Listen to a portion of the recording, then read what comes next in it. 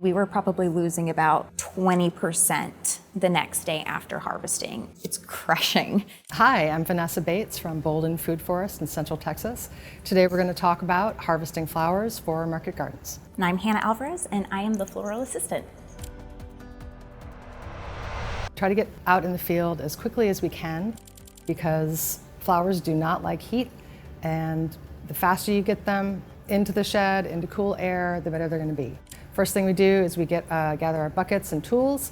We clean our buckets very well. We actually rinse them in bleach because the flower buckets should be clean enough to drink out of, essentially. The flowers are going to be sucking up water from inside those buckets, and you want them to be very clean. Any kind of debris can lead to problems with the stems later. So one of the things that we've implemented this year is a disinfectant spray for our snips. And between each flower type, we are spraying our snips to prevent cross-contamination. This helps to prevent the spread of powdery mildew.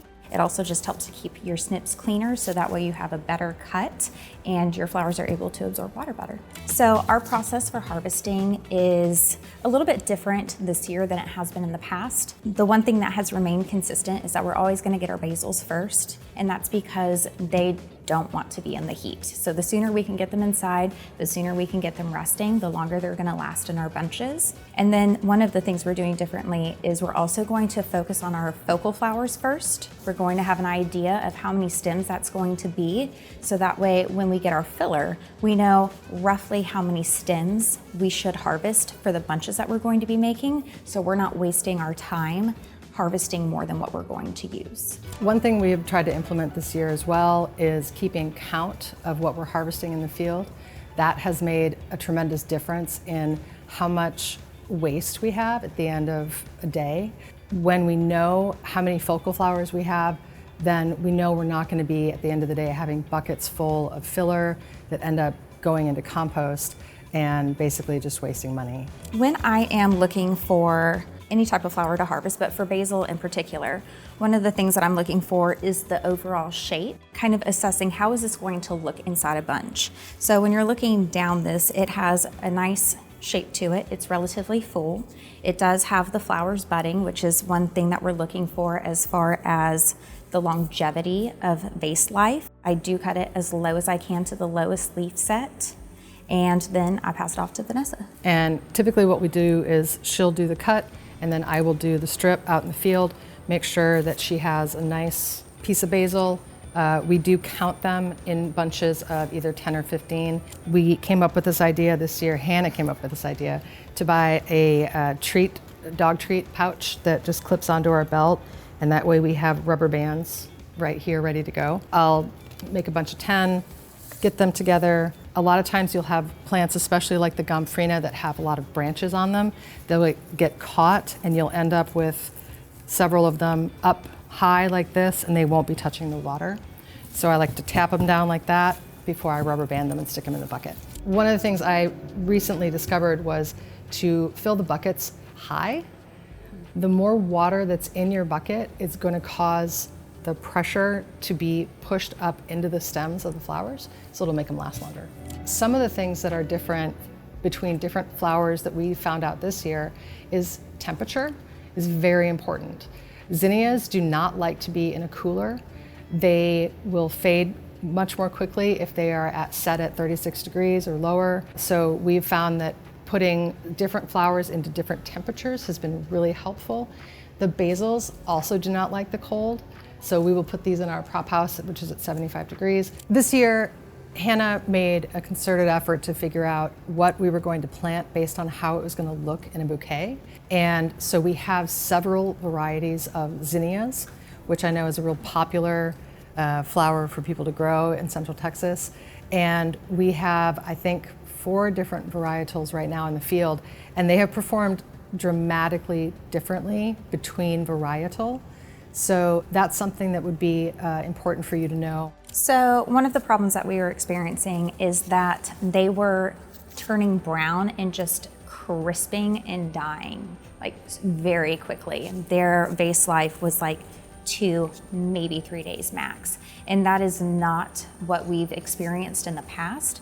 And so we kind of had to put on our detective hats and try to figure out why is this happening? You know, we tried a whole lot of different things. We tried having higher water levels inside the bucket to push the water through the stems better. We tried keeping like with like, so keeping all of the Binneries together, all of the Oklahoma Scarlets together.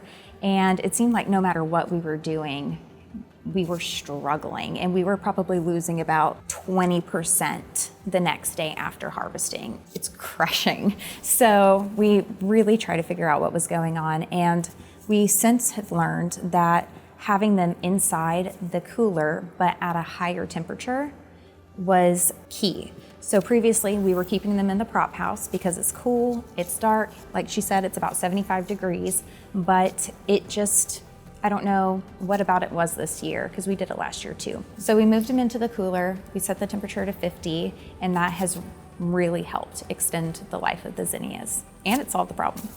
If you choose a certain varietal and it doesn't do well, don't get discouraged. Try to look at it as a whole and say, all right, all of these are not performing well, they're not growing well, their vase life is short, it's not me.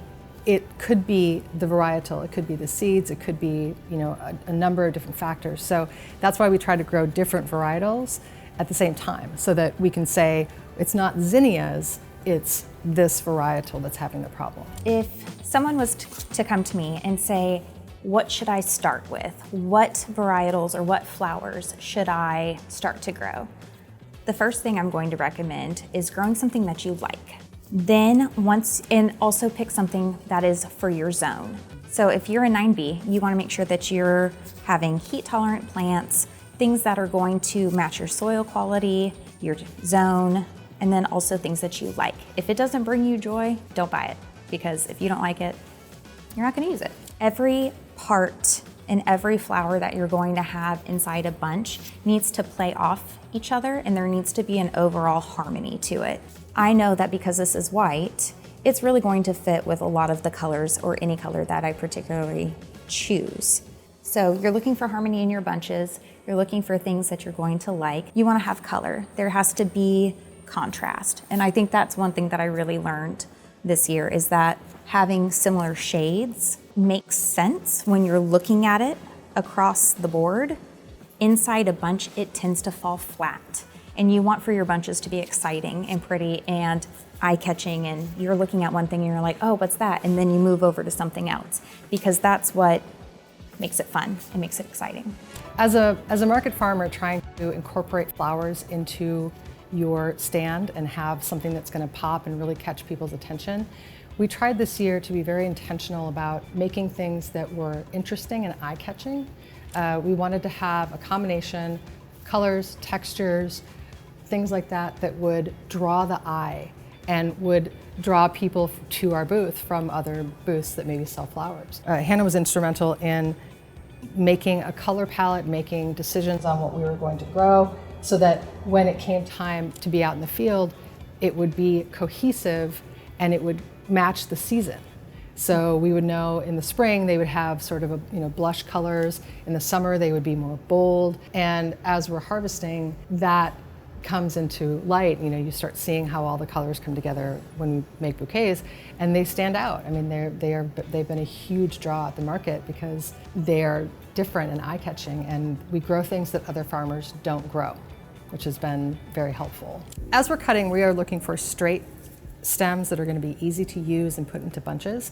That was one of the main focuses we had this year about growing, was that we were going to try and get just the best, use just the best out in the field, and not have to settle for things that maybe wouldn't be as easy to put into a bunch or that might stick out to the side. So after we harvest in the field, we'll come into the air-conditioned shed and we'll make adjustments to each stem so that we have something that will sit nice and straight in the bunch. As far as the squeezability goes, I could either, if these were conjoined, I could either choose to have two, one great one, one meh, one that's not really going to add a lot to a bunch.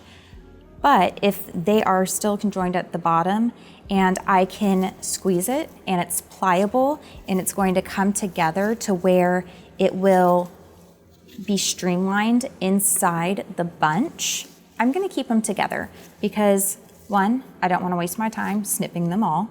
And two, I would rather have one really full flower to work with than one really full one and one that doesn't really add a whole lot to my bunch. One of the processes that we have in the shed is trying to take something like this that would just overwhelm a bunch. You know, if we had this, there would just be too much. We've gotten a lot more cutthroat this year, and we will really just get into the flowers, make sure that everything looks great. If it's wilty, if it's messed up, just chop it, get rid of it. It's not worth the time to try and make it look good if it's just not there.